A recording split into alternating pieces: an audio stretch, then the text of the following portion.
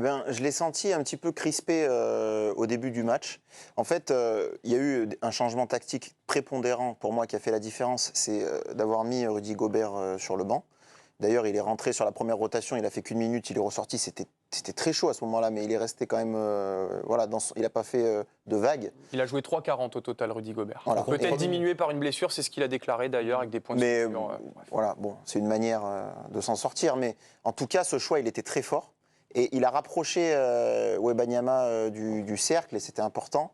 Il a souffert parce que les joueurs qui ont apporté le plus de dynamisme, c'est Yabusele et Le Sort, qui ont été extraordinaires et qui ont fait la différence avec leur explosivité, etc. Cordigné qui a eu une adresse énorme. Wembanyama, il fait quasiment le même match que d'habitude parce qu'il prend ses shoots, sauf qu'il n'a pas eu du tout d'adresse en fait. S'il rentre la moitié de ses shoots, il finit à 17-18 points et on ne parle pas de match manqué parce qu'il a été très très important en fin de match et notamment dans le quatrième quart. Il a beaucoup de contres, il a récupéré des balles très importantes et à des moments vraiment chauds du match où les Canadiens sont revenus à 5-6 points. Il est allé chercher les balles et il a assumé la dissuasion qu'il fallait assumer à ce moment-là du match. Donc, je trouve qu'il s'est mis au service de l'équipe. Ouais, il a été. Et en fait, je dirais même pas que c'est un match raté. Non, mais c'est-à-dire c'est pas un match brillant, ce qui est déjà pas tout à fait. Ouais, mais il permet à l'équipe de gagner. Oui, enfin, il laisse les autres briller. Oui, mais en tout cas, voilà, c'est-à-dire qu'il donne à l'équipe ce dont elle a besoin en l'état. C'est-à-dire de la défense, du rebond, de la niaque, tous ces ballons 50-50 qui ont été gagnés par les Bleus plutôt que par les Canadiens qui normalement sont très très forts sur ces ballons, il faut aller gratter et tout. Là, ce sont plutôt les Bleus qui ont été dominants. Et je trouve que, et ça c'est aussi une vraie intelligence de sa part, il n'est pas dans un grand soir, il n'est pas dans un grand jour, et il n'essaye pas. Alors que ça peut être une tare des joueurs NBA. C'est-à-dire quand tu es la star, tu es la star. Exactement, y compris un jour où tu as pas la main. Et ben tu vas quand même prendre le dernier shoot, etc. Parce que c'est quasi écrit, et c'est comme ça qu'ils se forgent, les mecs. Mais là, lui, il n'a pas forcé. Et d'ailleurs, on voit bien le fameux tir d'Evan Fournier, c'est Wembanyama. Il peut le prendre, le tir, mais il n'est pas dans un grand soir, il n'est pas dans une bonne position, il ne force pas, il la redonne. Je trouve que ça, c'est plutôt à mettre à son crédit. Et moi, ce qui me fait dire que c'est plutôt pas mal, et finalement, ça peut... À l'inverse, presque en faisant du judo, ça peut être presque une bonne nouvelle. C'est-à-dire qu'avec ce Wembanyama qui est pas superlatif au niveau du talent offensif sur ce match-là, ils ont quand même gagné avec la manière. Et ben je me dis, s'il hausse son curseur, ça va leur donner vraiment beaucoup d'argent. Oui, parce que dans ses standards, il faut quand même être honnête. Il fait pas un grand match non plus. Non, il fait pas un grand match. Ouais, ça dépend du rôle qu'on lui attribue. Oui, là, en fait, en termes d'efficacité. À partir du moment dans le premier quart-temps, tu as Cordigné qui rentre tous ses tirs à 3 points. Il est à 13 points à la fin du premier quart-temps. Tu dis, bon, bah voilà, il y a ce mec-là qui est en feu, etc. Et ça suffisait parce que l'équipe de France était à plus 14 ou plus 13 ou plus 14 à un moment du match. Et avec Wembanyama qui était à 2 points. Et en fait, on parlait des gestes décisifs tout à l'heure. Bon, évidemment, il y a ce shoot du parking, du vestiaire de Fournier. Et il y a le contre et les deux grosses explosions, parce qu'il y a eu une ambiance extraordinaire, mais à des moments, la salle explosait. Ça a été sur le shoot d'Evan Fournier et sur le contre de Wembanyama. Oui, mais le Canada pousse parce qu'ils étaient à moins 5. Voilà, le Canada revient. Je suis d'accord, mais là, on parle quand même d'un joueur hors norme. C'est-à-dire parce qu'à un moment, on ne peut pas non plus dire d'un joueur de son calibre qui est... Ouais, mais d'accord, mais enfin, alors si le jour. Alors, mais c'est ce que je dis. Non, mais c'est pas ça. Mais si aujourd'hui, il fait 0 sur 6 à 3 points, il fait 0 sur 6, on dit non, mais c'est pas grave, parce que le valeur de ces gars, il est bon chaque fois. Aujourd'hui, il a pas eu d'adresse. Aujourd'hui, ah bah oui, mais ça c'est quand même capital. Non, mais il fait pas des grands JO. Voilà, pour l'instant, on peut pas dire. Il surdomine pas comme on peut l'imaginer peut-être, et peut-être que dans son là, ce sera son meilleur rôle, c'est fort possible, j'en sais rien. Mais le même rôle qu'il a eu aujourd'hui, avec un petit peu plus d'efficacité. Parce que quand les Canadiens ont failli revenir sur 2 lancers francs à 4 points, là, ça aurait peut-être changé le match. En plus, c'est quand même le type le plus adroit qu'ils avaient et qui rate ses 2 lancers francs. Alexander qui rate ses 2 lancers francs. Ce qui paraît absolument incroyable. Donc là, c'est pour moi le tournant du match. Peut-être qu'il arrive à ce moment-là.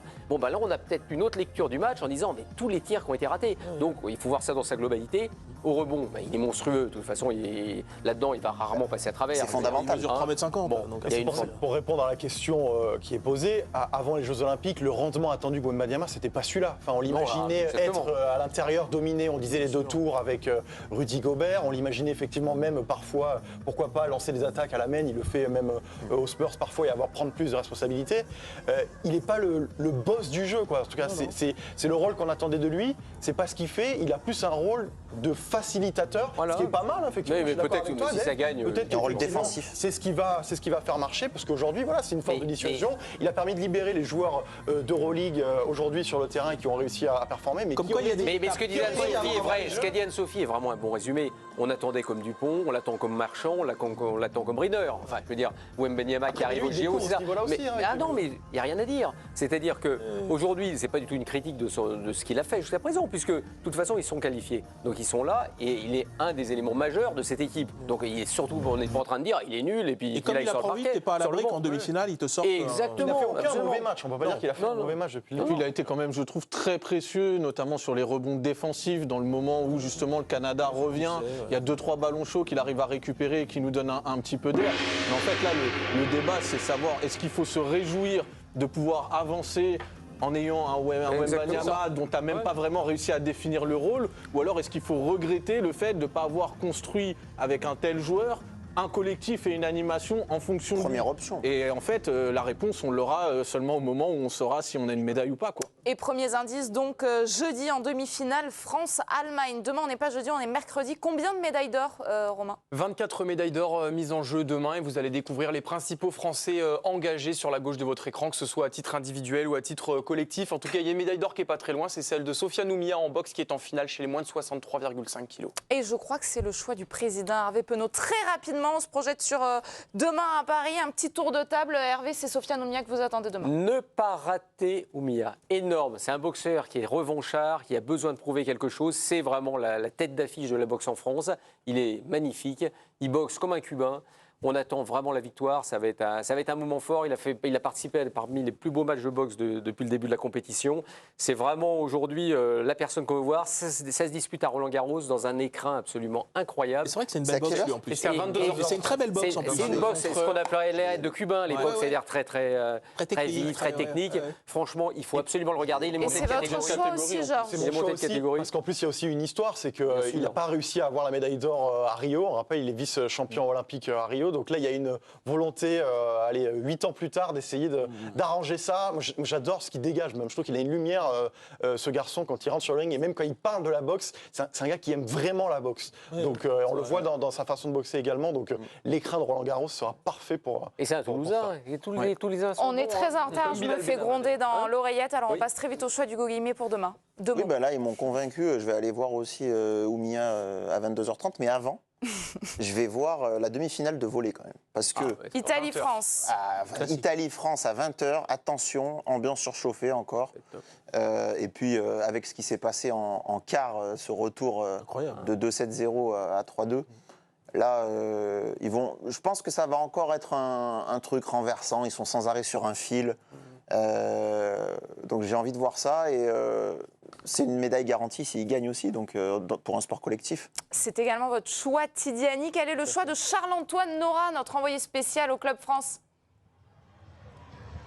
Anne-Sophie, on sera devant notre télé au Club France pour suivre la poursuite par équipe à Saint-Quentin-en-Yvelines. Pourquoi ? Parce que la poursuite par équipe, c'est une discipline ultra spectaculaire. C'est très court, c'est intense, 4 km où les athlètes se livrent à fond. Il faut réussir à aller le plus vite possible. Et aujourd'hui, un exploit a été réalisé avec l'Australie qui a battu le record du monde détenu par l'Italie, les Italiens champions olympiques. Je veux savoir à quelle vitesse ils ont roulé à plus de 65 km/h, départ arrêté sur 4 km. C'est tout simplement inhumain. Alors je vous donne rendez-vous demain. Je suis très rassurée de savoir que vous allez le regarder devant votre télé et pas faire le fou jusqu'à 50 ans en Yvelines, Charles-Antoine. Dave, en un mot. On parlait de narrative, les handballeurs qui ont fait 2 défaites d'entrée, un nul miraculeux et qui sont toujours en vie et qui jouent leur quart de finale contre l'Allemagne. On va savoir s'ils peuvent eux aussi basculer du bon côté ou si c'était juste un miracle. Allez les handballeurs.